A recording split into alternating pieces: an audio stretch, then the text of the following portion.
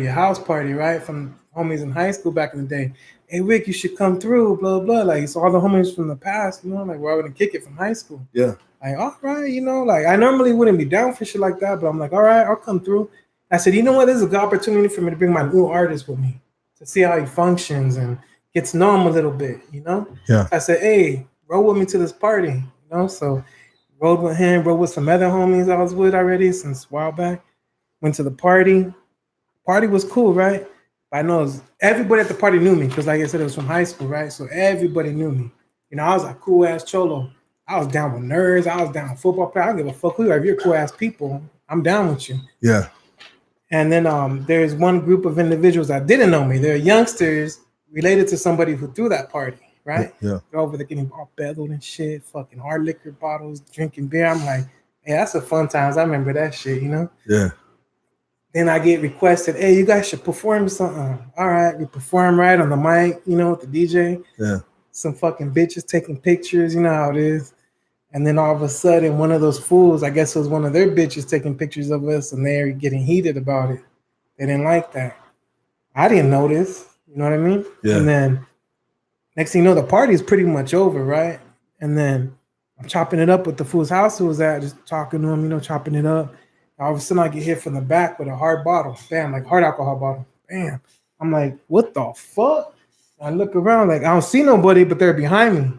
And then he hit me with another bottle. Bam, that one put me on the floor. So I'm getting up, kneeling up to get up. And they fucking cracked me with a third bottle. Bam, on the back of the head. That one knocked me unconscious. So lights out.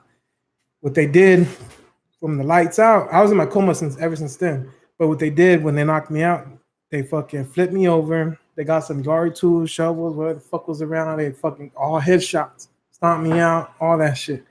And then they dragged me out to the street, and they're gonna run me over with a truck, a pickup truck. Fool was coming at me, but then he swerved at the last second. He didn't have the balls to finish me off. So I get taken to Pomona Valley Hospital. I don't know why shit always happens over here with me. I get taken to Pomona Valley Hospital.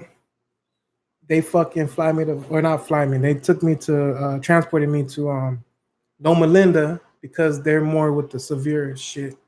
So Loma Linda had me because my brain was at the point to where if it swelled anymore, they're going to cut my skull open so it could breathe, Yeah. So in other words, I had severe head injuries to where they're going to cut my skull open. They're going to wait. They gave me medication, all that shit. I was just out cold. I was in a coma, and you don't really remember shit when you're in a coma. All of a sudden, I'm hearing voices. I hear my kid's mom at the time, I hear her talking. I'm like, fuck, I felt a glimpse of it. Or like you hear it a little bit, like in a long distance. All of a sudden, I'm like, fuck, I need to get back to my kids. That's what I'm thinking. I need to get back to my kids. So you can kind of hear shit when you're in a coma. How many days was this? Almost a week. Almost a week in a coma. Yeah. Wow. And all of a sudden, all I know is all of a sudden after that, it felt like the voices started coming closer, like weird. And then you see like a white light. And I felt like the white light, I swear to God, I feel like I had an option. I can go to the white light or I could fight to get out of it. And I fought to get out of it. And now I understand what people say when they see that white light. But I will say this. What's so tempting about that white light is that shit feels so peaceful. I will say that. And I was like, but my fucking babies are right there. I need my babies, So I went the other route and I wanted my babies and I came back. You had to fight to get the other way from the white? Was the white light would have been much easier. The white light was pulling you. Yeah, I could have just like floated up to a white light. That's how I felt. And that's just personal experience. That's how I felt. Coming out of my coma, that's how I felt. And then I'm like, I got to push that off and I want to go this way. I want to see my kids, because my two daughters were only like 5 and 4, I think. They're little. Like I said, I live with them. I was a breadwinner. Every day with them. And so you back to that white light, bro. You felt the peacefulness of that white light. And I will say this is the second time I seen that white light. And every single time it was just so peaceful.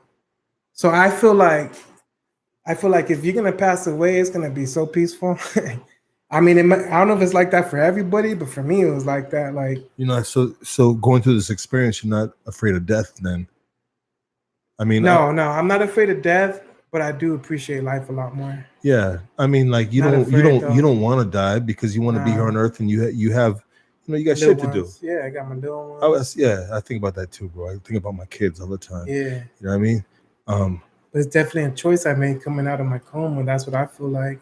So you I almost feel like everybody has that choice, but it might not be. I don't know. So you made your, so you felt that white light. You could have went that way, but you fought your way to come back out of the coma into your family and kids' lives. So I was trying to go to where I could hear the voices, and so which was their mom. Yeah, she was talking. I could hear him talking to either me, doctors. I don't know what she was saying. I could just hear the voice. Hear the voice. I know it's her voice. So you're going towards the voices. I'm like, let me go. How are you going towards the voices, dude? Did you feel like you're? I felt like this. Like I was like, if you're laying back, I saw like it's bright right here. You know, it's just bright white. I'm like, feel like I'm going like that, right? Like getting pulled up towards it. Like it's just so peaceful. But then I hear these voices on this side, and I'm like very faint and like if you put a reverse reverb on it, like Ghost or something, you know? Yeah. So I'm like, nah, I'm trying to go this way. You know what I mean? So I fought between the both. And I'm like, let me go this way. And it was really hard. And I was like, it would be like if physically trying to, like, if someone's pulling you back and you're trying to push that way. Yeah. That's what it felt like. I was pushing that way. All of a sudden, I'm awake like this, like, what the fuck? Because, you know, I didn't know what happened. Wake up like, what the fuck?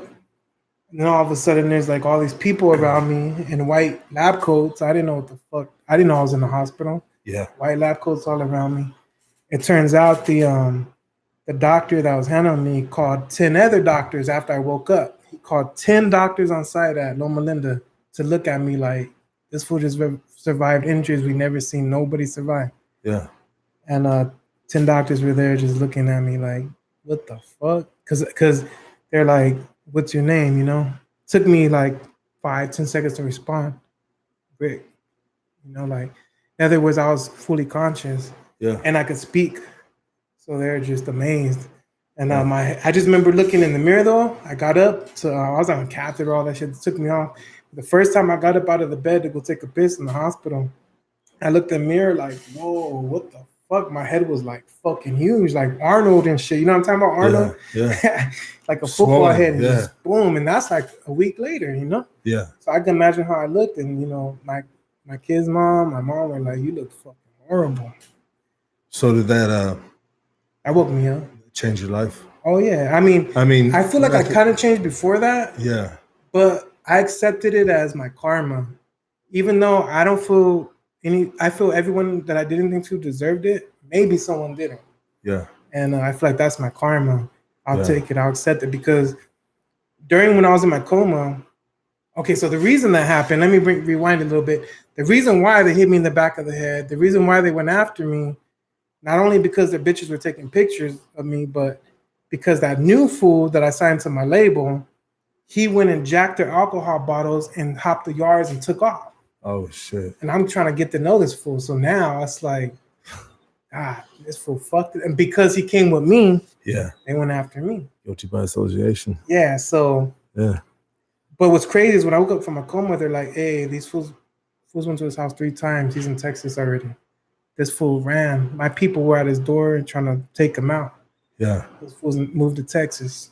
Yeah. Like, that's how bad it was. Because, like, and it's crazy because I was in my coma. I didn't expect it to be those people to run that fool out of the state. Yeah. I thought it was going to be some of my other homies. Nah, it was these other homies that had my back, you know, and they're actually my older brother's people, you know. And just crazy the shit works out like that, and you kind of see shit different. So what I did after that whole incident, I cut all my homies off. I cut everybody off. Yeah. Next time I die, it's going to be for myself. That's what I always told myself. Yeah. Me or my kids, that's it. I'm not dying for nobody else. I mean, does it make you, I mean, of course it makes you think twice when you're doing some of these shows. You know what I mean? No, it's always in the back of my mind. It's always, I mean, like, that, I mean, it's what you're doing, bro. After you experience something like that, dog, you know what I mean? You know the repercussions or the consequences of the simplest thing of stealing a bottle of alcohol, homie, that you can lose your life over, or a pair of Lokes being stolen, homie, or whatever the case might be, dog. You know what I mean? In the neighborhood, my boy, in the hood, it's not how big or how small, it's the principle of the matter. Yeah, that's what I always defended. But I'm just saying, So such a small thing with such a high price of a principle, my boy. I learned a lot of shit's not worth it. Yeah, can fuck your entire life off, dog. You know what, dog? When I was doing a lot of these shows and shit, dog, you know what I mean? We went through a lot of shit, dog. You know what I mean? A lot of crazy shit, dog. You know what I mean? You got homies and you have alcohol. You know what I mean? Yeah. You know, and then you have females, and then you have, you know what I mean, whatever elements that are involved, drugs, whatever the fuck it is, dog. You know what I mean? Different side of town. You know what I mean? All the fucking the cocktail of motherfucking madness all mixed in together, dog. You know what I mean? So in other words, dog, when you go do these shows, it's like you're taking a risk. Dog. I am. Yeah, I mean, you do. I mean, bro, like. I am, especially because I'm repping my shit. Is it? I mean, at the end of the day, dog, how smart or how worth it is it for you to do this, dog? Especially when you've been down the road that you've been down, dog. Saying that, this is where I would say that there's two things I die for, and that's my kids and my music. No matter how dumb it sounds to anybody else, we don't do music, but music fucking to me raised me. Was a dad that wasn't there after my deal passed. Yeah. Music let me know what's going on outside. Music fucking did this and that for me. So I'll die for my kids and I'll die for my music. Now I'd rather die for my kids. That's always a higher priority. But at these shows, when I go to my shows, I show everybody respect. It's all love. To this day, I've never had a problem besides my exes fighting each other and I end up in the back of a cop car. And I got Danny Boy saying,